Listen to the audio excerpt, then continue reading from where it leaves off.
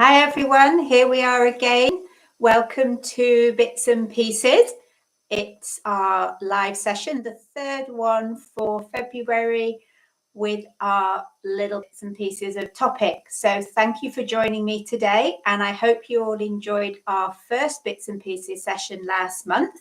If you were here last month, then welcome back. And if this is your first time joining us, then hello and thank you for coming. Please say hello in the chat if you haven't already.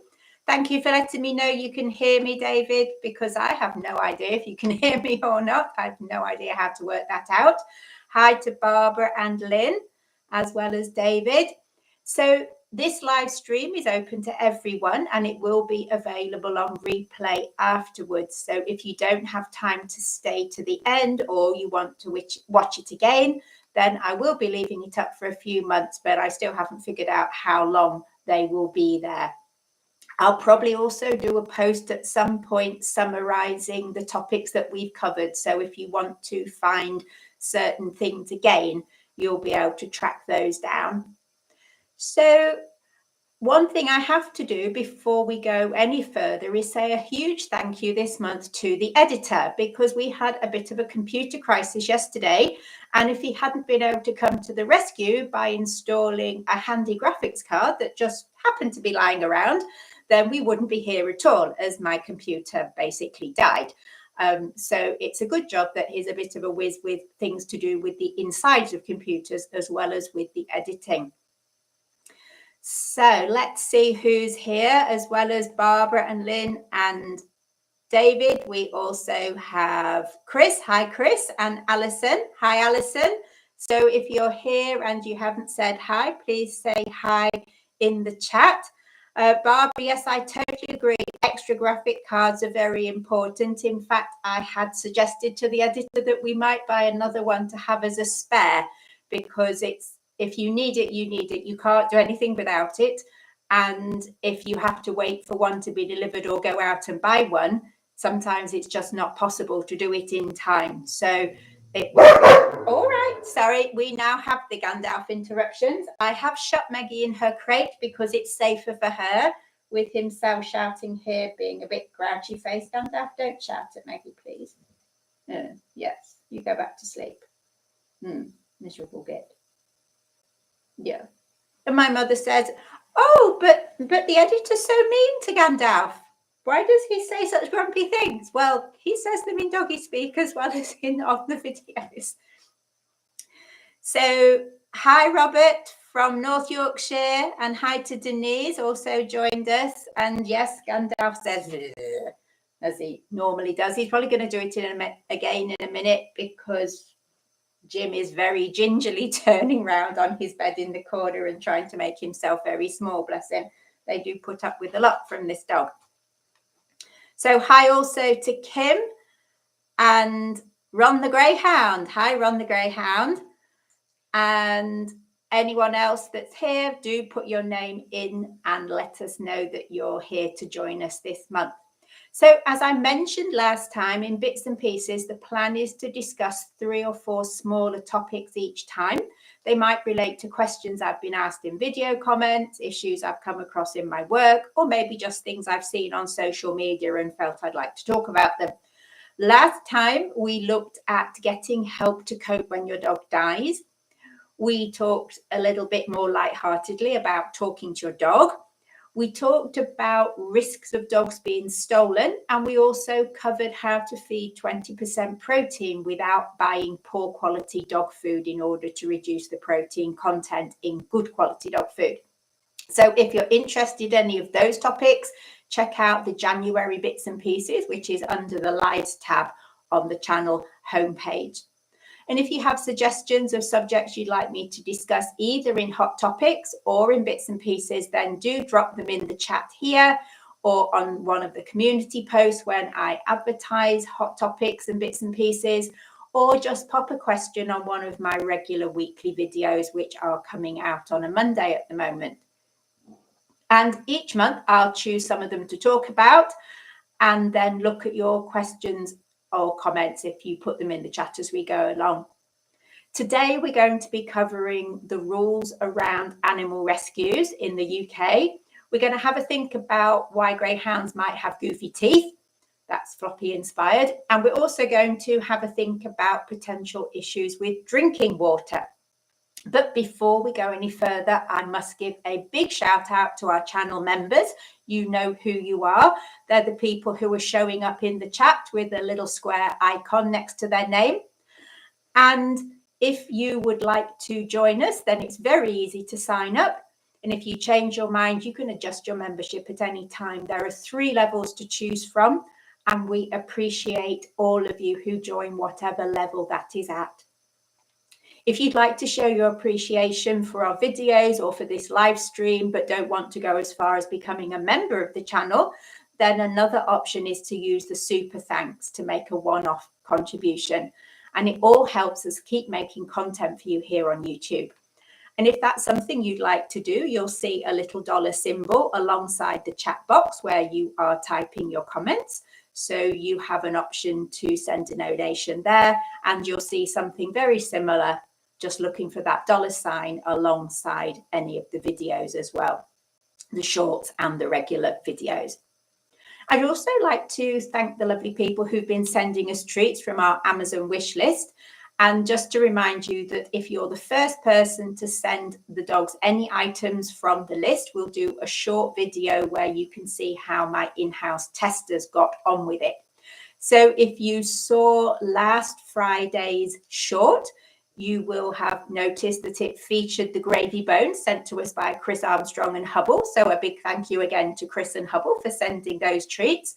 If you didn't get a chance to look at it yet, then go into the shorts tab and take a look, and you'll see that I was counting the dogs as I was handing them out, and I seem to get to the wrong number, something to do with Jim being a bit sneaky. So have a look at that if you haven't so far.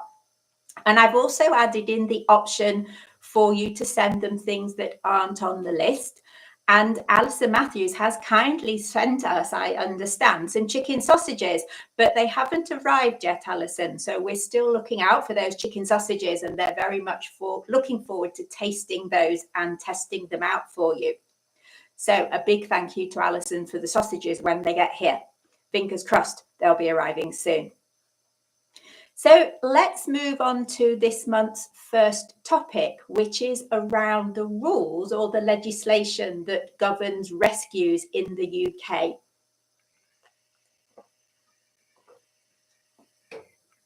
So I've just recorded Floppy's 1-year video because at the start of March, it will be a whole year since he's been with me.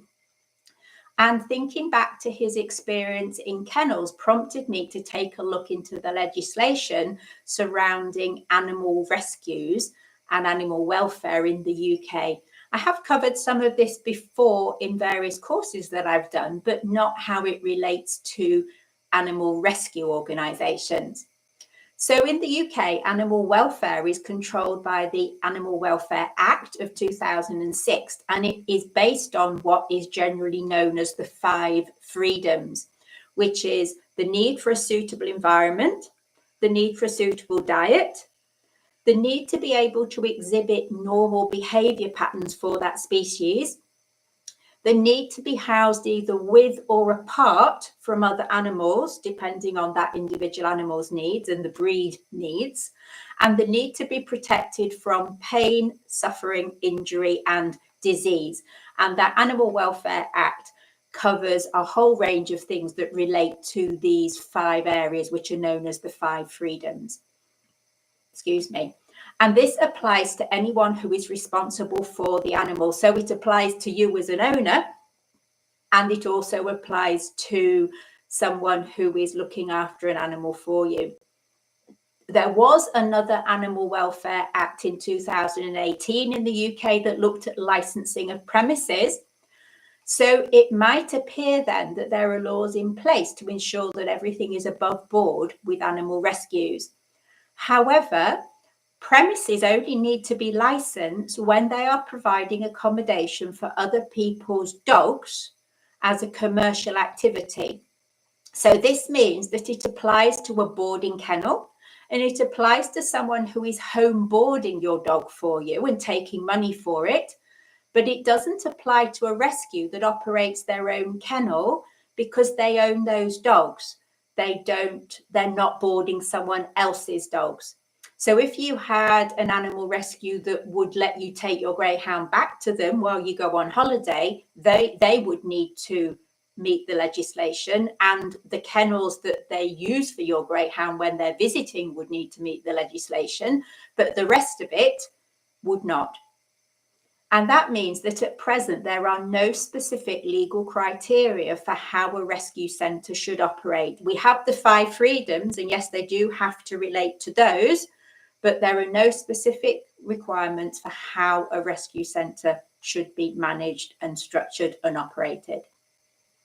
So we do have a voluntary organisation called the Association of Dogs and Cats Home, and they have produced a set of minimum standards for welfare and operations that cover issues relating to those 5 freedoms. So they look at the care of the animals, the assessment of their behaviour, the homing processes, the accessibility to a vet, and the conditions in which the animals are kept. And when you have a look at that documentation and then compare it with the 2006 Animal Welfare Act in the UK, you can see that it really does kind of go together, and the issues they have brought up in their minimum standards can be easily cross-referenced to that act from 2006. Now, these standards apply to any rescue that is a member of the association. But being a member is voluntary, not an obligation. And I think it's also important to note that the standards are a minimum. So it's not something to aspire to, it's rather an absolute minimum that would be considered okay. So that doesn't mean that that's what you want to be trying to do. Really, you want to be doing better than that. And one thing that I think is also important to note is that the actual legislation points out that although existing kennels don't need to comply to the rules on kennel sizes, they do expect that new builds in the future, so this is after 2006, not now, so we're talking quite a while ago, they expect any new build to exceed the minimum specifications rather than adhere to them. So I got that wrong. That is to do with the legislation around licensing. So it's since 2018. So if the kennels were built after 2018, they must meet these minimum requirements unless they were rebuilt on an existing footprint, as they call it. So you can still get away with it if your kennels were knocked down and you built up new ones on the same plot. You could build them too small again, but they actually put in the act that they suggest that new kennels would be bigger than the minimum rather than just meeting the minimum. Now, the RSPCA in the UK believes that the government should introduce licensing of animal rescue and rehoming centres under these 2018 regulations, and it should apply to those organisations as well as applying to people who are dealing with other people's animals on a commercial basis. And this is also supported by Battersea Dogs Home and various other organisations. But as far as I've been able to find out, nothing as yet has happened. And I did find a couple of things where it had been discussed in the UK at government level, but things managed to run out of time or not be seen to be worth taking further and so on. So it doesn't appear to be in the pipeline at the moment, although certain organisations are pushing for there to be some governance of this. Now, if you're not in the UK, this obviously doesn't apply to you, but if you do know about the legislation in your country, please do let us know in the comments, because it would be very interesting to see how it compares with what we have in the UK. So if you are not in the UK, I'm not sure anyone here is not in the UK yet, apart from just one of you, but hey, if you're not, then drop that in the comments. Or if you're watching this after the event because you're currently in bed because it's the middle of your night, then do let us know in the comments when you watch it on replay. If you're not in the UK, what is the legislation in your country, if any, governing rescue organisations. So let's pop over to the comments. Going back to Alison's sausages, there's a whole kilo of them on the way, which definitely is a lot. So that's like £0.5 each. Wow, that's a lot of sausages. And David says, are greyhounds considered livestock? I'm not sure. I might have to look that up. Greyhounds in racing might be considered livestock. I know dogs in general are considered as possessions. So when it comes to the law, you own a greyhound. You're not their guardian or their carer. You own a greyhound. They are your possession, just as your car is your possession, or your house is your possession, or your TV is your possession, or your motorbike is your possession. They're something you own. However, the legislation relating to welfare covers animals of all sorts. So it covers things like fish and cows and sheep. So it covers any sort of animal that is in the care of human beings rather than living wild. So in that respect, they are covered by the same legislation as livestock animals such as cows and sheep would be. But there may be some complicated definition of livestock that I'm not in a position to look up right now, because I would need to be doing it while I am talking to you. So that's something I can look into. So David's saying in the US, there is conflicting information that greyhound races are livestock. Yeah, it's possible that they get a different designation whilst they're racing than they do when they are owned as pets. But but given in the UK, they're still covered by the animal welfare legislation about how they're cared for and looked after, then that wouldn't change what could be done to them. That may well be different in other countries. And Barbara's saying she thinks galgos are considered livestock. I can well believe that they would have lesser regulations given what happens to them. There seems to be very little legislation at all. If anyone knows about that, I would be very interested to hear about it. I have to say, it's not something I've looked into in any detail because it's just so distressing. It's one of those things that I know it goes on, but I'm not sure I need to see it on a daily basis because it's just too upsetting to see. It really is pretty grim. Hi, Susie. Nice to see you here. And the Old Git What Games is excited about a whole kilo of sausages just for the wizard. I don't think the wizard is going to have a whole kilo of sausages, or he might have a very interesting bottom. Knowing that wizard, his bottom can be grim anyway, and we'd better not leave too many for Floppy. Yeah, I think that the whole issue, go back to the galgos in Spain, is very upsetting. And I think in Spain in general, they see animals in a very different way to we do. I think already, without getting onto potentially quite delicate subjects, we already have a distinction between this is our pet, but that one's dinner, which, you know, people can find quite difficult to reconcile. And certainly there are other countries that eat dogs, so they would definitely be considered livestock. I think of livestock as something that is used for farming in some way. So it's like it's cultivated for use by humans. So I don't think a greyhound as a pet would, but they could well be classed as that once they are in the racing environment. It will be quite interesting to look out to that. I will do a bit of studying and see what I can find out. For now, I thought it would be interesting to look at aspects of the legislation in the UK as it relates to Floppy and what happened to him, because this was what prompted me to read up on this in a bit more detail.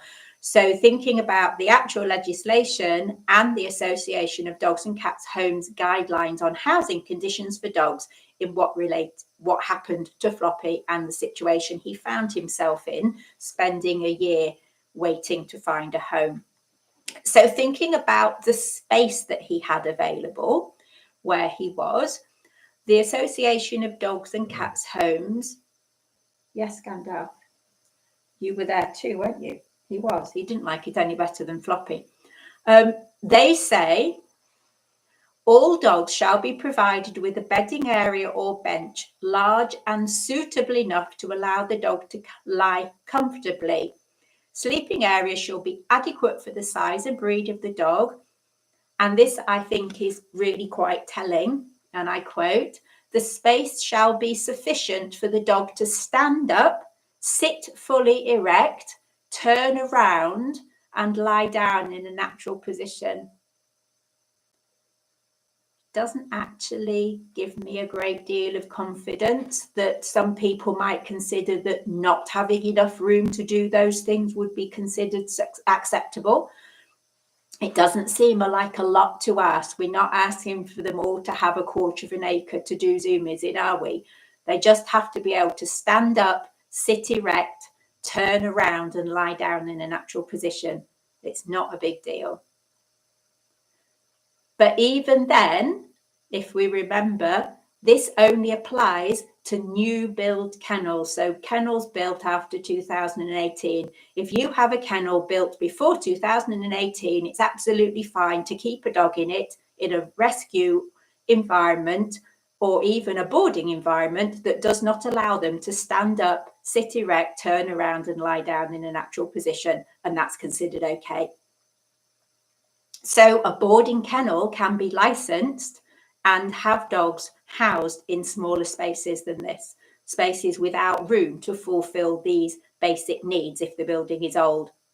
And if it's a rescue, no one is going to even check that that is happening because legally it's not required.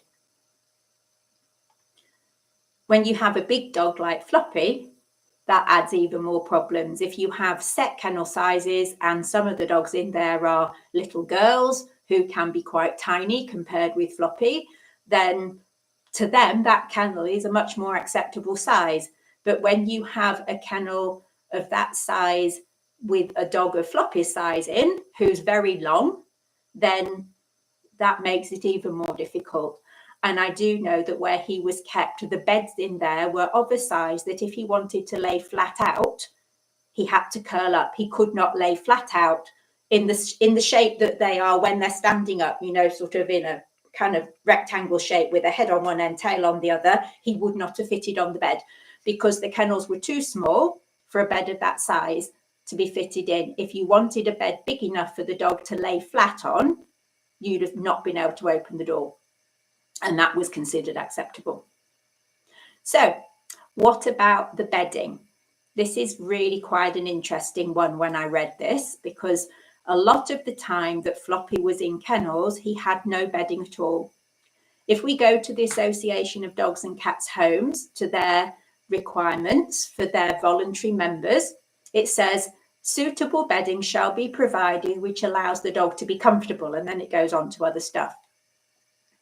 But if we go to the 2018 Welfare Act, 7.4 says a dog must not be left without bedding. So leaving him for all those months with no bedding was breaking the law. Soft bedding materials must be provided and adapted if necessary for old, young or infirm dogs, blah, blah, blah. If a dog chews or destroys its bedding, it must be replaced with an alternative. Well, that didn't happen. He was left for months with no bedding, and that was authorised by the staff. We were not, I mean, I was supposedly looking after welfare, but I was not given a say on that. He was left with no bedding. He chewed it, and so he was given none. And that is against the law. And what about issues relating to other dogs? This is a tricky one. There's quite a lot in the Act which talks about staff recognising animal behaviour, recognising when they're scared, recognising anxiety and so on, and being trained to do this and taking steps to do something different if a dog is suffering. So the Association of Dogs and Cats Homes says dogs shall be protected from animal company which causes them fear, frustration or distress, which he wasn't. He found the other dogs facing him to be impossible to deal with. And one of the things that they said in one of the other section is that the dogs must have the opportunity to withdraw away from things that cause them concern. But one of the problems that you have is that dogs can get to a point, just like we can, where they get drawn into a situation. And if you've had a difficult dog, in some way, you might have seen this happening. And I've had this so much with dogs like Gandalf and even with Jim. If there's a situation up ahead that he's not going to cope with, he doesn't go the other way. He goes towards it. They reach like a tipping point, and this has been scientifically proven, where they go into that situation. So Floppy was distressed and frustrated by facing dogs of other breeds on a day-by-day basis. But instead of retreating to his kennel so he couldn't see them, his reaction to that was to go down the kennel into the run and bark at them. So having the opportunity to go to the kennel to ignore them didn't work. That was not sufficient. And if we go to the 2018 Welfare Act, we can see in 5.2, dogs that may be adversely affected by the barking of other dogs should be located in the quietest part of the kennel facility. Well, there was no quiet part of the kennel facility. You kind of felt you needed earplugs a lot of the time. And he certainly wasn't located in a part of the kennel facility which allowed him to not see the dogs that were causing him the problems. So I think this shows overall, despite being in a rescue that used the boarding kennels as a base, which in theory should comply with the legislation because it's a commercial arrangement, the legislation and the system as it stands at present did not work in Floppy's best interest. And he's just one dog. So how many other dogs and other animals are out there suffering as he did?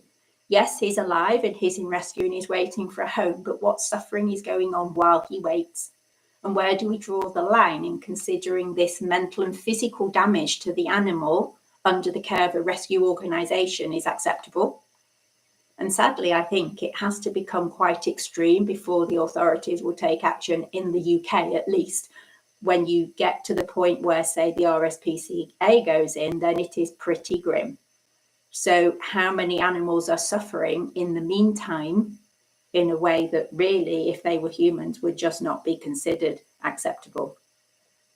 So what do you think? Let me know in the comments. I know some of you have already popped some comments in. If you have any other thoughts on that, then let me know. A couple of you say that it's cruel and shocking. Yes, I quite agree. It is cruel and shocking. And it was very difficult being in a position where I couldn't actually do anything about it because I was either ignored or overruled. And we have had a pretty traumatic year with him, trying to deal with what has happened to him as a result of his experience in that situation. But we're getting there slowly. Barbara says, our foster we got from Ireland was in a pound there for several months. She was so starved and slim and had horrible kennel coat. Yeah, the coat generally reflects the mental and internal health of the dog. It's one of the first things to go. And I think quite often being in a pound can be a pretty horrendous experience for a dog. I've seen stories relating to animals that have come across from other countries in the EU. And it sounds as if the pounds can be absolute hell on earth. And they are just living as a large pack inside that area. And you have countries such as Italy, which, if I remember correctly, unless it's changed, they had a no-kill policy, which in principle sounds good, doesn't it? Because, well, we're not going to put them down, but what are you going to do with them? And are they going to spend their life in that hellish environment? And is that actually better or worse? I think it's quite a difficult moral dilemma there, because in principle, saying it's a no-kill shelter sounds like a good thing. But I know there is a growing situation in Italy because of this no-kill policy, because they got nothing to do with the dogs. So they just keep piling up in the shelters. So I think it would be an interesting thing for a discussion group to try and come up with what to do with that situation, where maybe keeping them alive is not necessarily in their best interest. I've had dogs before that I felt that about, and this may not be a popular opinion to have, but he's not the first dog that I have felt that being in that environment was such a torture for him that being kept alive in that environment was not necessarily in his best interest. So Barbara says it was a rescue pound which cooperated with the organisation in Germany. Yeah, I think it can be bad in our own countries and it can be even worse in other countries. And it's a very delicate balance to be found between life and a life worth leading.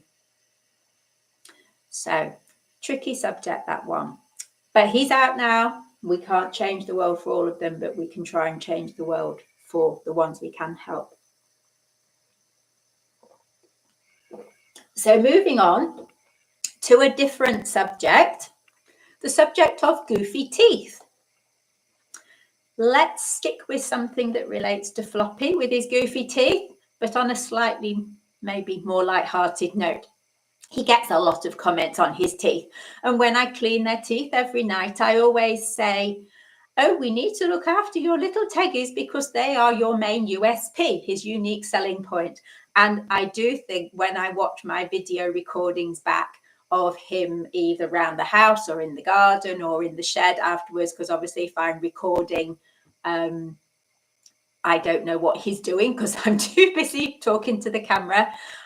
Sometimes I get the giggles looking at his teeth afterwards. So his teeth are definitely his unique selling point. And I totally agree, they are super cute. And it seems to be quite a common thing with greyhounds. So tell me in the comments if you have had or have now a greyhound with goofy teeth like Floppy's, where the ones at the top stick out in front of the ones at the bottom. Just popping back into the comments, Angelica says this is harrowing in Ireland. From what I've seen, it's hit and miss for any greyhound to even get into a rescue. Heaven knows what happens to the others. Some wound up racing in Spain. Yeah. And I think if you follow some of the organisations that help get dogs out of other countries, you will know that dogs end up going abroad in quite difficult situations. And when I have looked briefly again, I find it very difficult to get to know too much. And I have a huge admiration for the people who do get involved because it is so traumatizing. I've noticed that the numbers in Ireland just cannot possibly add up. The numbers that are bred, the numbers that don't make the grade, the numbers that might end up in rescue, the numbers that don't necessarily actually seem to go through the system, that slip through the cracks. Something is happening, isn't it? Something has to be happening. There just would be so many. I mean, I know someone round the corner from me here befriended me because he saw me walking greyhounds. He had a racing greyhound, and when she retired, she was sent to Ireland to breed from. And she produced a litter of 7, and he was going to keep one. And only one of them made the grade for racing. So what happened to the other 6? So if every litter produces 1 racer and 6 not worth keepings, what happens to them? You know, or unworthy by the age of 1 or 18 months. So yeah, an interesting subject and quite hard to find out about as well, because I think it's kept well covered up in the interests of the industry. So comments on goofy teeth. Have you had a greyhound with goofy teeth? Alison says, Boss has normal teeth. Bo's teeth are normal. No one got goofy teeth. A few of the dogs that I meet when I'm going out doing teeth cleaning and nail clipping have goofy teeth. And I thought it would be interesting to find out a bit more about it because you do see it quite often. They are silly, but is there more to it than that? So first of all, let's think about a bit of basic anatomy. The normal jaw alignment is where the upper incisors just overlap the lower ones, and this is called a scissor bite. Meggie is a beautiful example of this. If you see her close up in any of my videos, have a look at her teeth.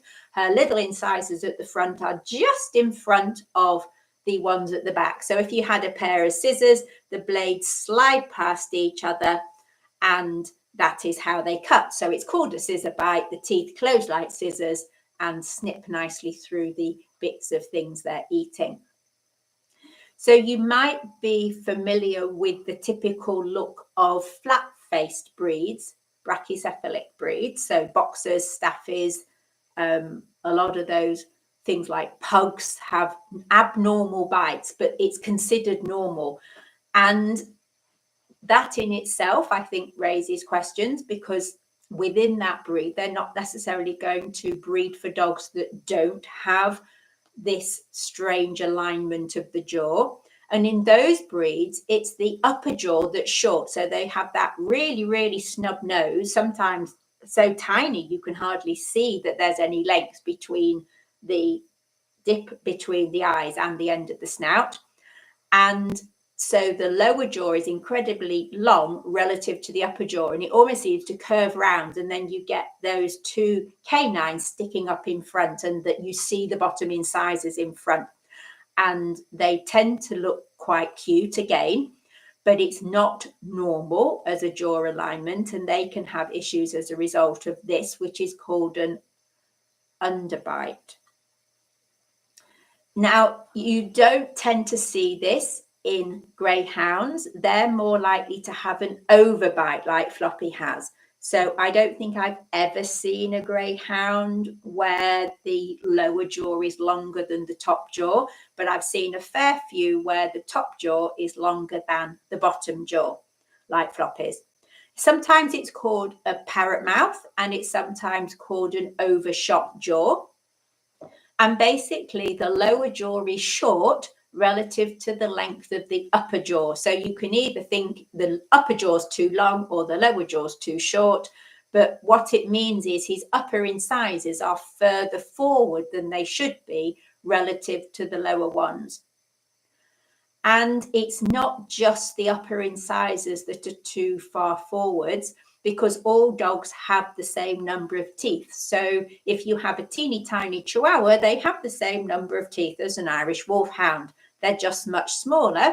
And if you have a dog where the jaw is not the normal length of a standard shaped dog, then the teeth have got to be either squashed together or stretched apart with more gaps in between them.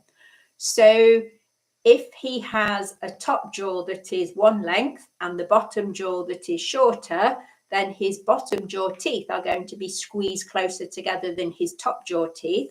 And this means that the teeth all the way along his jaw are misaligned. It's not just that his incisors don't meet and his canines don't meet, the whole lot is misaligned. And for some dogs, the lower incisors or the canines can touch the roof of the mouth behind the upper incisors. And I had a look in his mouth, and he has got a little sore patch where one of his bottom canines is touching the top of his mouth. And I keep a close eye on that for risk of anything else happening to it. Now, greyhound pups are born with quite short snouts. If you see pictures of a greyhound pup or are lucky enough to see an actual greyhound pup, then their noses are nothing like as long and pointy as they are when they're grown up. And that's quite normal. And all dogs are born with a slight overbite, which helps them to suckle. But as they get older, the growth rate between the upper jaw and the lower jaw should naturally balance out, that by the time they finish growing and they're an adult, their teeth are correctly aligned in a scissor bite. And of course, in Floppy's case, that didn't happen. His lower jaw did not grow as fast as it should have done relative to his upper jaw, and therefore he has this overbite or parrot mouth.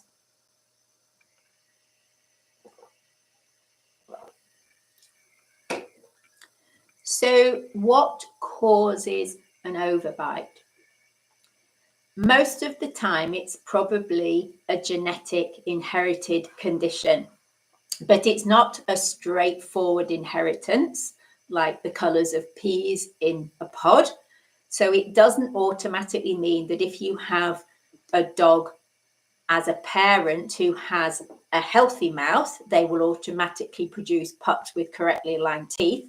And it doesn't automatically mean that if one of the parents has an overbite, they will produce pups who end up with an overbite, because the genetics are a little bit more complicated.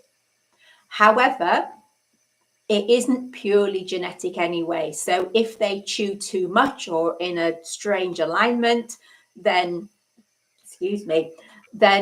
that can cause the jaw not to grow properly. And it can also be an issue with an endocrine disorder, so a hormone disorder.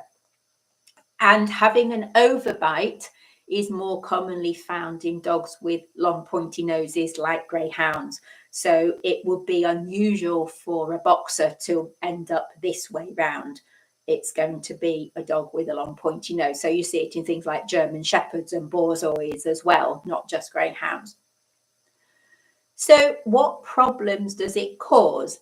Yes, it looks very cute, but if you were looking to get a greyhound, I'm not suggesting that finding out that the dog has got an overbite would stop you homing that dog, but what might you need to be aware of in terms of looking after that dog and caring for that dog? So although we notice the front teeth, we've said that all the teeth right to the back of the mouth are misaligned. And depending on how they align, it can cause problems to the mouth or to the other teeth. So you can get blistering or bruising or injuries to the cheek or the hard palate at the top of the mouth. They can actually puncture the hard palate. So if you think, when he runs down the garden barking, he's snapping his teeth together. If those teeth are not aligned properly, every time he snaps his mouth closed, he's pushing his lower canines into his upper jaw, into that upper palate. So this can cause injury, and it's happening because the lower teeth are not being stopped from reaching the top of the mouth by the upper teeth. And there can also be damage to the teeth themselves. The misalignment can force the teeth to rub and grind against each other, even when the dog isn't chewing food, such as when they're barking or snapping at things, which can lead to wear and tear on the teeth or damage his gums. So you might need extra health checks around his mouth if he has a misalignment of this sort. Another visible sign that you would see as a problem is the way they pick up their food and how they eat. So this protruding upper jaw can make it harder for them to pick up small things off the floor or any flat surface for that matter. And when Floppy eats a crunchy biscuit like a Bonio or a gravy bone, he tends to spray crumbs everywhere. And they just fall out, presumably because his mouth doesn't close in a way that keeps the food inside. And if you've ever had a greyhound who's lost most of their teeth, then you would notice the same thing. The teeth and the tongue control the movement of the food in the mouth. So if they're not lined up properly or they're missing, and in Floppy's case, he's had 11 out as well as the jaws being misaligned, then it's a bit of a recipe for disaster. So crumbs go everywhere, and he can't then pick the bits up either. So we might snuffle round at them, but he's obviously learned that he's not going to be able to pick them up, because quite often he doesn't even try to pick them up. And then one of the others, such as Maggie, will come along and say, "Yay, look at all these crumbs," and snaffle them all up for him. So she gets extra crumbs, and he clearly doesn't even register them as edible because he doesn't try to lick them or anything. He just ignores them. He's also very messy when he drinks, because again, the teeth and the tongue are not working in the normal way in order to bring the water into his mouth. So it tends to spray everywhere, and when he tends to dribble a lot as well. Now, I don't know if some of this is because of teeth having been taken out, but having teeth out can be a complication of having this misalignment of the jaw because of the risk of damage to the other teeth. So when it comes to meal times, I tend to angle his food bowl. And if you look at any of the videos I've done of him so far when he's eating, I have his bowl tilted at an angle so the bit nearest him is lower rather than it being level. And this means that the food all moves down to the edge of the bowl, so the pile of food is deeper than it would be if he had the bowl flat. And because the food is deeper in that section, it makes it easier for him to eat. And he does tend to lick the bowl clean having done that. It also has an effect with giving him treats. So when he first arrived, I had terrible trouble with using reward-based training with him because it was taking us forever to actually give him the reward. So he'd do something I was pleased with and I'd try and give him a treat, and we'd be there for ages trying to wrangle it through the muzzle and getting it into his mouth, because when he was a foster he had to wear the muzzle regardless of whether he needed it. It was a requirement for the insurance, which is fine, but it meant that it was quite hard to get the food in. So because his upper jaw is longer, if I offer food, if that's his nose, if I offer the food straight at the end of his nose, he can't get hold of it. You have to offer from underneath. And of course, in a standard box muzzle, that section is filled in and he can't get at it. So feeding him treats when he's wearing a normal box muzzle is nigh on impossible. You end up rummaging around trying to drop the treat inside the muzzle, which then of course he can't pick up because now it's on a flat surface, and it's like, oh, for goodness sake, and he's getting frustrated, I'm getting frustrated. So if he wears a lightweight muzzle where there are holes all the way round, I can offer the treat from underneath, so my hand is at the right alignment for his teeth, and then he can pick it up. But also, flatter things are harder for him to take than rounder things. So when I'm giving him pieces of dried meat that are flat, I push them in so that I'm actually inserting it like a little postage stamp between his teeth. If I put it flat on my hand and offer it to him, he won't be able to pick that up. So it does make a difference when it comes to rewarding the dog as well, because being able for him to take the reward quickly is important for him not to get frustrated. And if it's a reward that's high value and he really likes it, not being able to get hold of it is almost causing more problem for him and increasing his level of anxiety and frustration, which is actually making his behavior out on a walk worse. I need him to be able to get that treat quickly so that he's satisfied and we're not building in extra problems for ourselves. So just some of my thoughts on dogs with overshot mouths. And if you end up with one who has that sort of mouth in the future, even if you don't have one now, there might be some things that would be useful to bear in mind. So let's pop back to the comments and see where we are. So Barbara says that their ex-foster is in her forever home. Yay, since Sunday and still there. Hopefully it stays as it is and she doesn't come back because we need them to go so we can have another one. Susie says that the homing situation and the rescue situation is one of her specific hates of the greyhound industry. Greyhounds being sold to countries with no recognised or enforceable animal welfare laws, and the authorities deny it happens. Yes, I agree.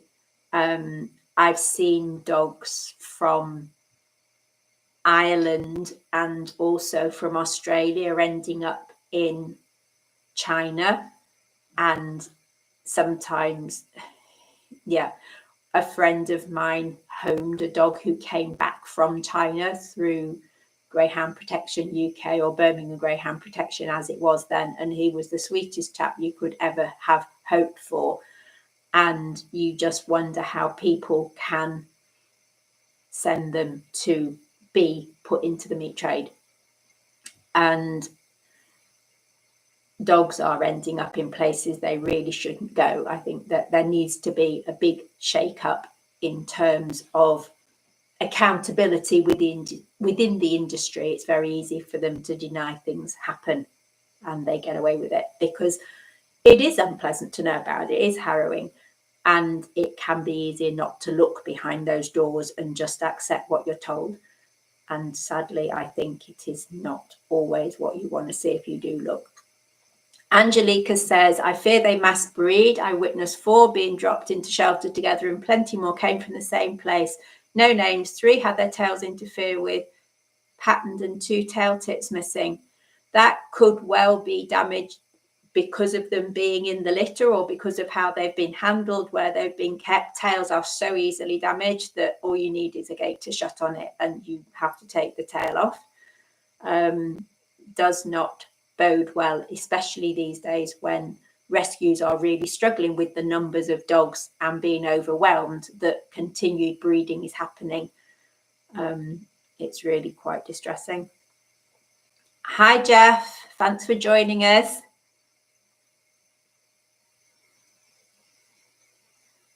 And Alison says, I noticed today you gave him cheesy tube on your video. It was probably Gandalf.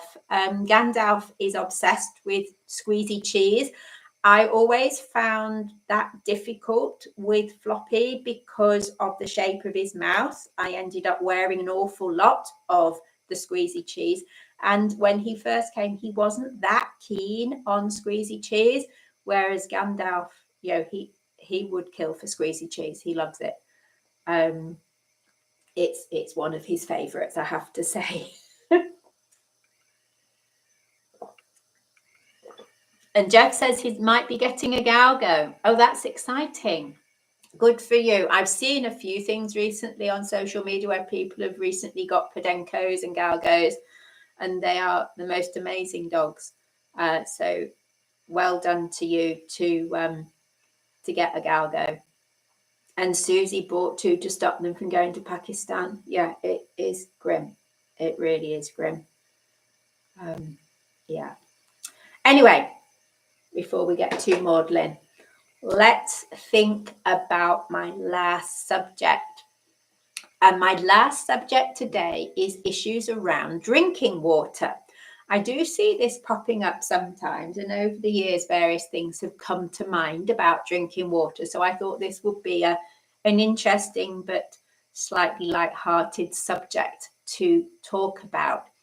So thinking about the factors and the choices a dog might make in relation to drinking. So if you have had problems with your dog and drinking water, let me know in the comments.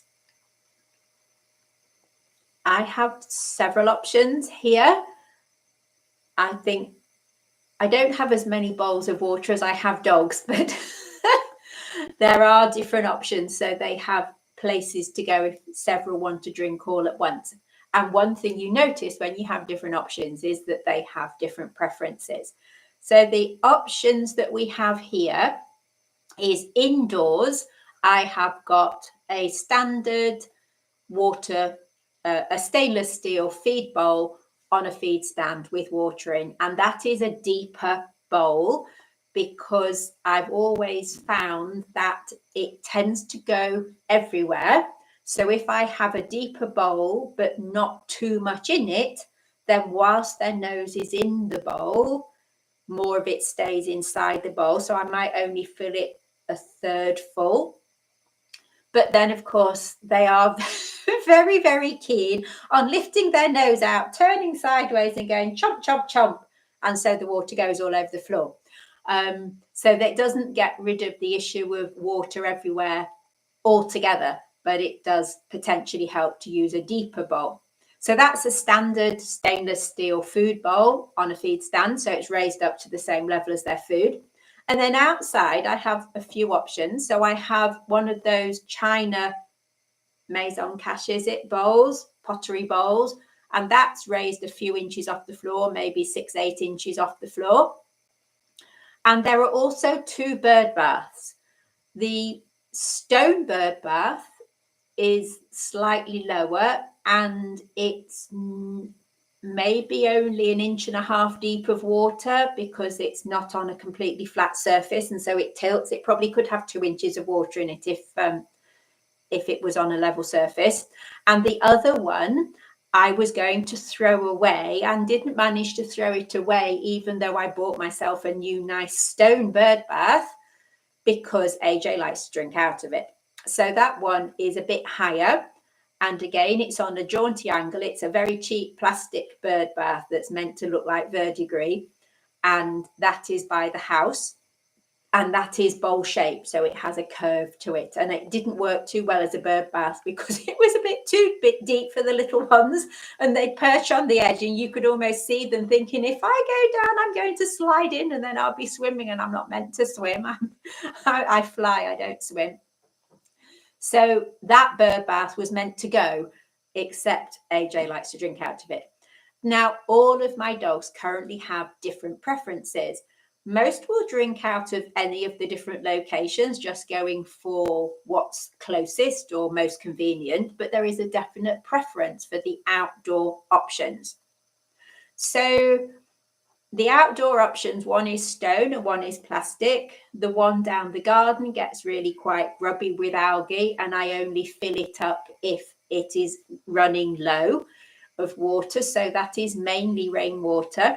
The one near the house is perhaps more tap water than rainwater. It gets a bit grubby, but not that grubby. And one is a plastic bowl, one is stone or fake stone, concretey stuff. So they are all different. We've got the stainless steel bowl, we've got a standard maison cache pottery bowl, we've glazed pottery bowl, we've got a stone bird bath, and we've got a plastic bird bath. So different options for them to drink from.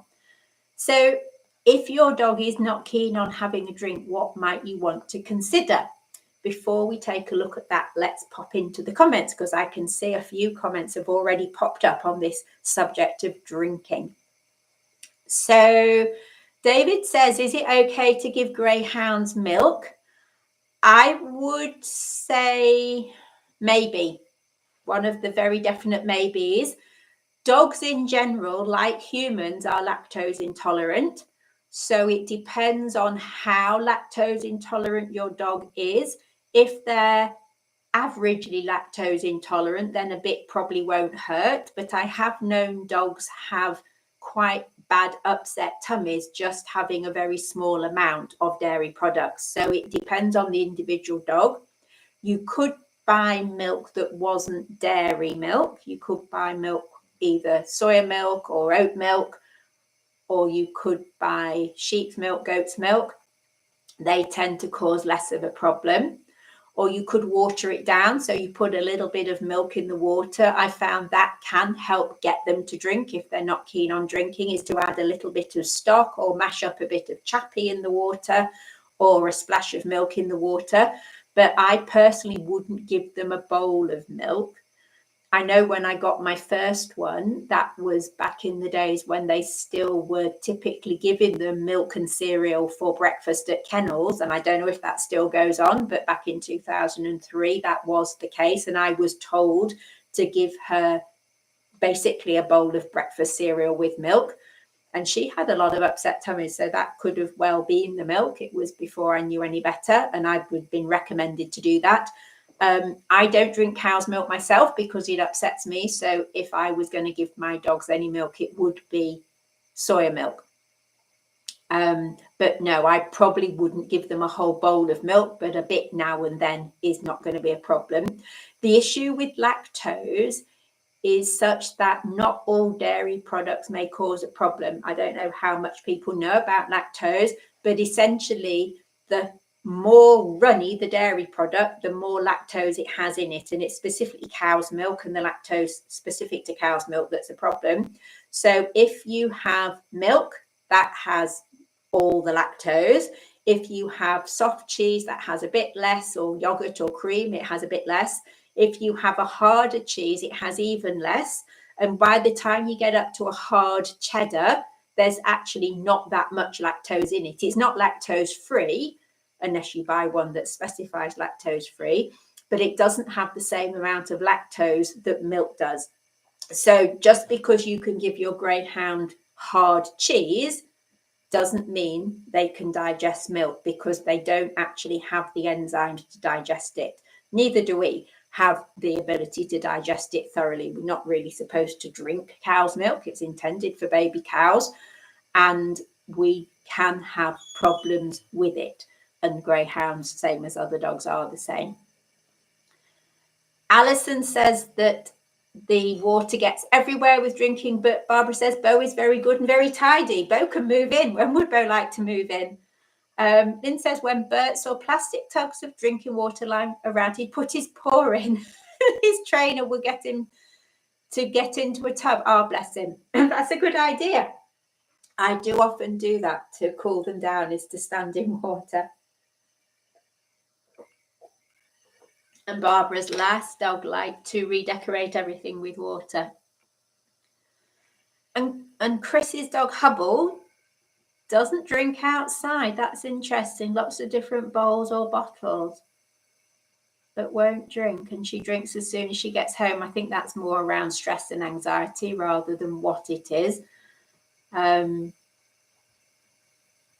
Lynn says that they like to drink out of everything. Yeah, they do, some of them.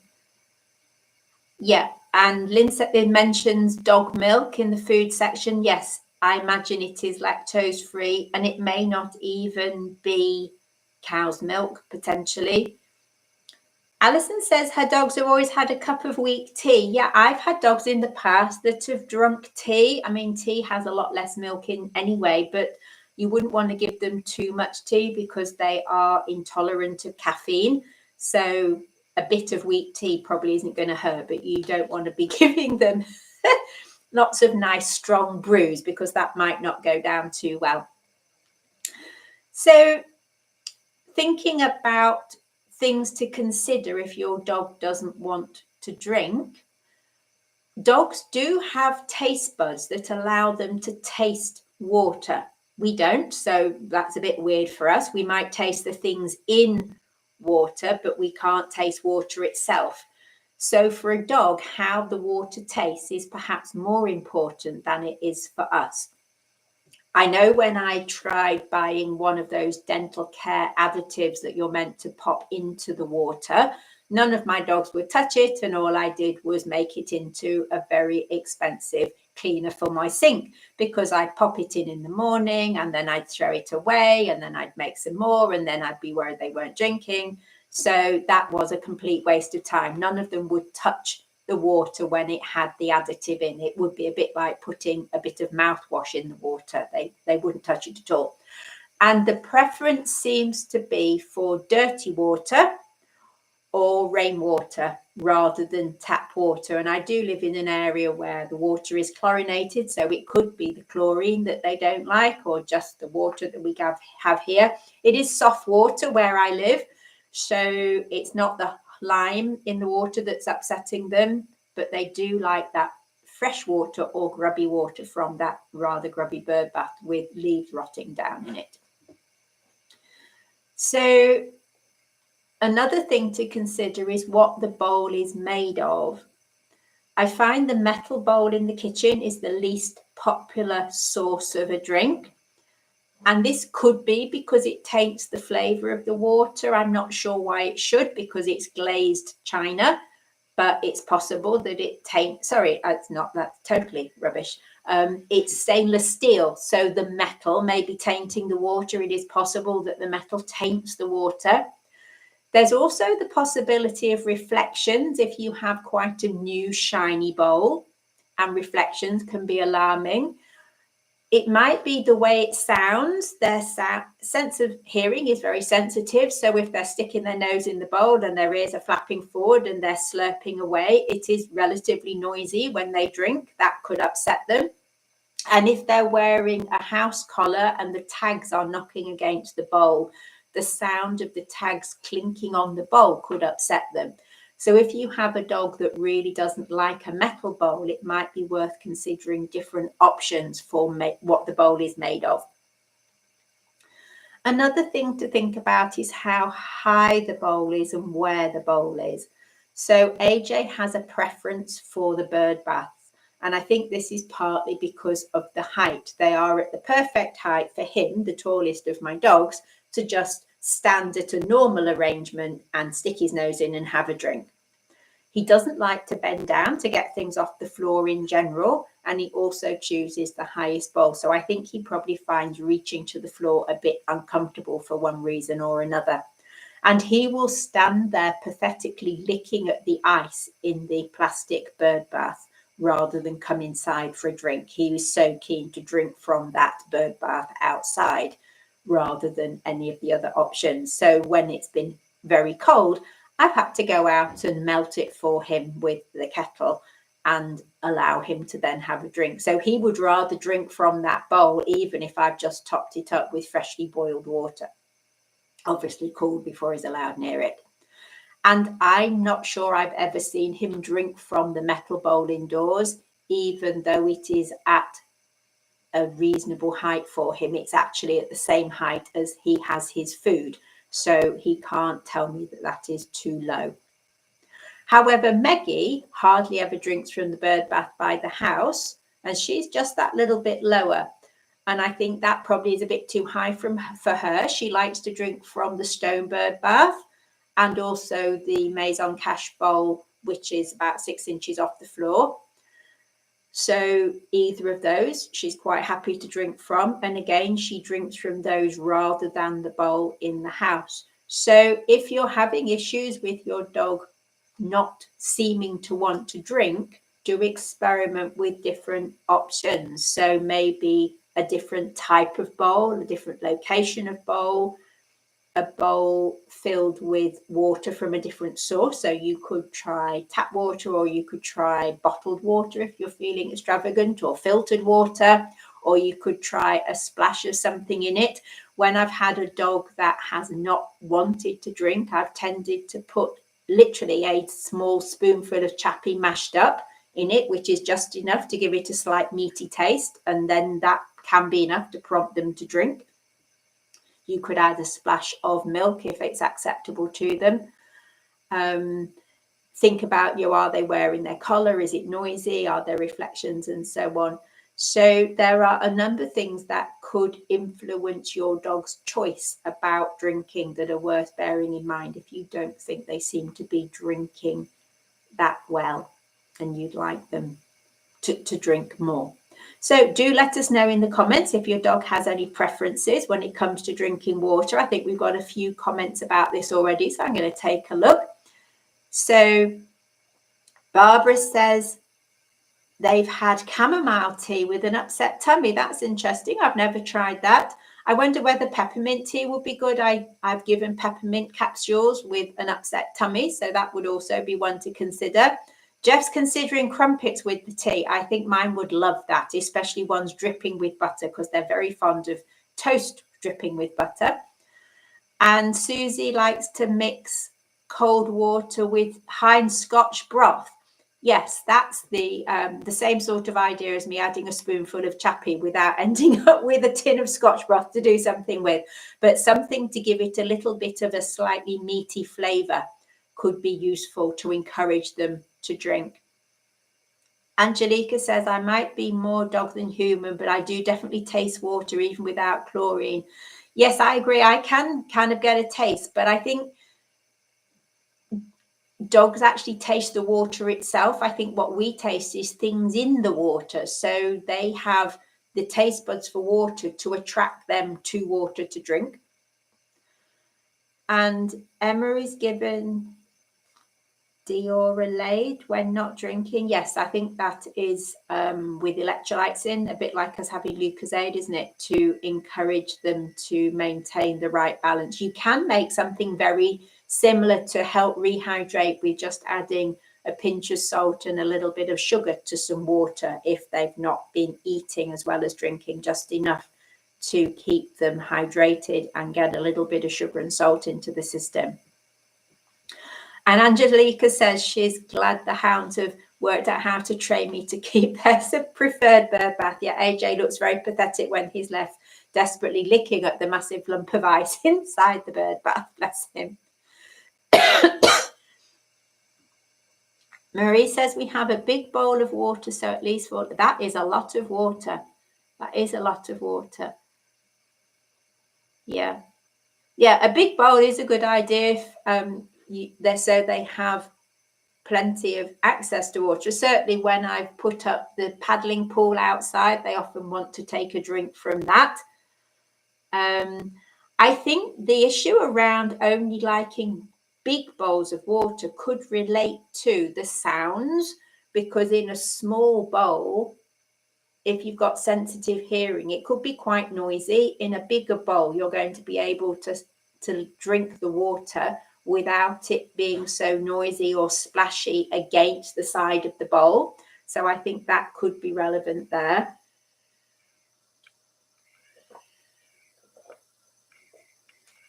Maybe this is another reason why they like the bird baths, because those are bigger. Certainly the bowl of water in the kitchen, they almost see it as emergencies only when they don't have access to outdoors. Quite often they will, that bowl of water is always there, but quite often they'll ask to go out and then have a drink while they're outside. So it is definitely not the preference. But I don't have a better option for indoors at the moment, but we're here to let them out. So hopefully that's okay. So just some thoughts there on drinking water. What have I done with my poor finger? I haven't actually really done anything to it. It's arthritis and it sounds pathetic. It's just in, I'll show you on this one. It's this joint at the end is excruciatingly painful. And I have discovered that if I splint it so I cannot move it with this very charming piece of Easter egg box and some micropore tape, it's not as painful, because obviously when I type, I must bend it slightly. And after spending even an hour typing, it is absolute agony.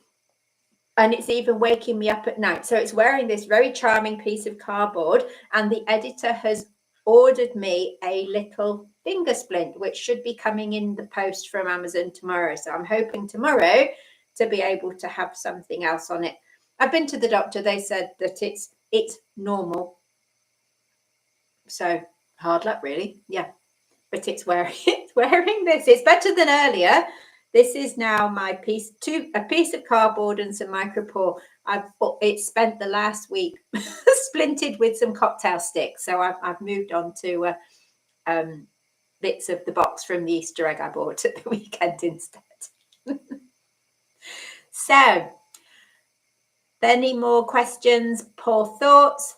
Pop them in the tank. What am I talking about? Put them in the chat. And Jeff says a high-end quality medical device. I think it is even better because it comes with a free Easter egg. So, I got the cardboard for my little splint and the free Easter egg. So I'll feel much better once I've eaten the Easter egg. So if you've enjoyed this month's Bits and Pieces live stream and would like to support our channel, remember you can use the super chat or the super thanks to make a one-off contribution or a donation on any of our shorts or videos. And to get more of the same each month, please subscribe to the channel and press the like button. I remember this time to tell you to press the like button. And if you're interested in joining the channel, then you can become a member on one of our 3 different levels. So we'll be back again live for Hot Topics in March on the 11th of March. The Superfan members live will be on the 18th of March and Bits and Pieces will be on the 25th of March. So keep your eyes open for the community posts for more information on those. And I hope you can join me then. And thank you very much, Barbara, for your £5 donation. So your €5 donation. That's really kind of you. Thank you. And I will hope to see you all again. Well, I don't see you, do I? You see me. I will hope to be back with you again in the next few weeks for Hot Topics on the 11th of March. I haven't decided on the topic for that yet. So if you have subjects that you're really keen for me to talk about, pop them in the chat somewhere on one of the videos or add those into the community posts. And thank you also to Alison for her very kind donation. Just pop through there £5 from Alison Matthews. Thank you. We're really, really grateful. Gandalf is already dreaming about what to do with those donations. So thank you very much for your generosity.